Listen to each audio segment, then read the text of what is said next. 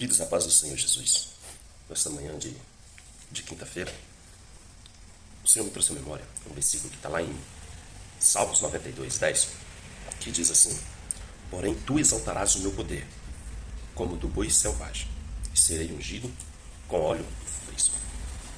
Queridos, esta palavra me chama a atenção nesse dia. Às vezes a gente amanhece desanimado, triste, abatido, contrito conosco, preocupado com tantas coisas, com tantas adversidades que nos cercam. E outrora eu estava meditando neste versículo e analisando o contexto histórico. Fui analisar por que boi selvagem. Por que o salmista ele teve o cuidado de observar o boi selvagem. E eu fui pesquisar na história. A história conta que esse boi selvagem, no hebraico, ele quer dizer rim, que quer dizer, traduzido, boi selvagem.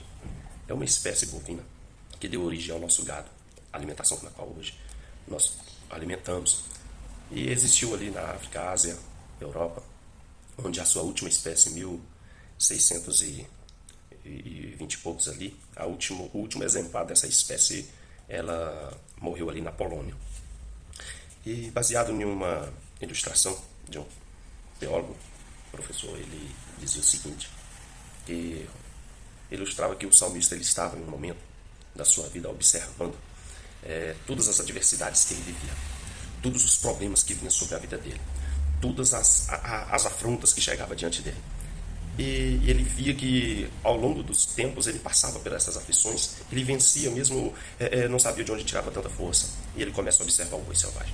Naquela época, o fazendeiro que conseguia domar um boi selvagem daquele, ele poderia se isentar de aproximadamente de 20 a 30 escravos ou funcionários, pela força que aquele boi ele tinha. A história fala que esse boi ele pesava, ele media de 1,80, mas chegava em várias toneladas, mais de uma tonelada, este boi, de tão grande que ele era, conhecido por sua força e pela sua rapidez.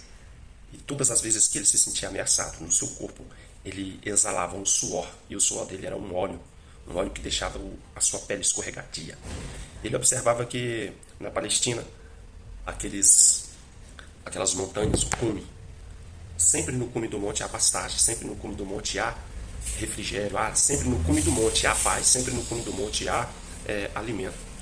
E andando em manada, esses bois pastavam no cume do monte. E quando aquela pastagem daquele cume ela acabava, eles teriam que descer, passar pelo vale e subir novamente em outro monte para poder chegar no cume do outro monte para poder encontrar as suas alimentações. Por quê? Porque nos penhascos dificilmente eles conseguiriam encontrar as pastagens devidas pela quantidade de bois que havia. Só que os fazendeiros da época, eles criavam cercas nos vales, porque os bois tinham que passar por ali. Eles criavam cercas, barreiras, para impedir que eles passassem, a fim de capturá-los e escravizá-los, colocá-los no agro ali para arar a terra, para domá-los. E o salmista observava que ninguém conseguiria capturar um boi selvagem desse são, limpo, saudável. Por quê? Porque sempre que aqueles bois decidiam passar ali, eles observavam aquelas barreiras que estavam na sua frente e de repente, mesmo assim, eles não paravam. Um puxava a manada e descia aquele gado inteiro, aquele bando, e descia correndo. E quando eles deparavam com aquelas barreiras que os fazendeiros da época faziam, o que eles faziam? Os bois que estavam na frente, cheio de força, cheio de vigor, eles encurvavam cada vez mais as suas cabeças, em sinônimo de força, de proteção, e aumentavam mais as suas velocidades. E chegava diante daquelas barreiras e macetava. O que eu aprendo com isso?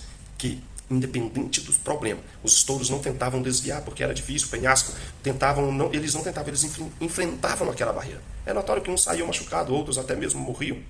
Mas, enfim, a manada inteira passava. E subiu o cume do monte. E subiu o cume do outro monte. E quando eles chegavam no outro monte, que eles chegavam no meio daquela pastagem, eles reuniam na beira do monte e olhavam para baixo, aonde havia aquelas barreiras, como se dissessem: vencemos mais uma vez, chegamos no topo outra vez. E assim era o salmista observar. E o que eu aprendo dessa forma? Às vezes nós enfrentamos tantos problemas, enfrentamos tantas dificuldades. E às vezes a gente se depara com tantas circunstâncias, tantas situações difíceis. Às vezes você está passando por essa situação difícil. Às vezes você está passando por essa situação que te deixa cabisbaixo. Mas entenda uma coisa: a tua força nesta manhã será renovada como a do boi selvagem. Quando a barreira vir, não tenta desviar caminho, não tenta dar curva, não. Enfrenta o problema. Fortalece-se e enfrenta as suas adversidades.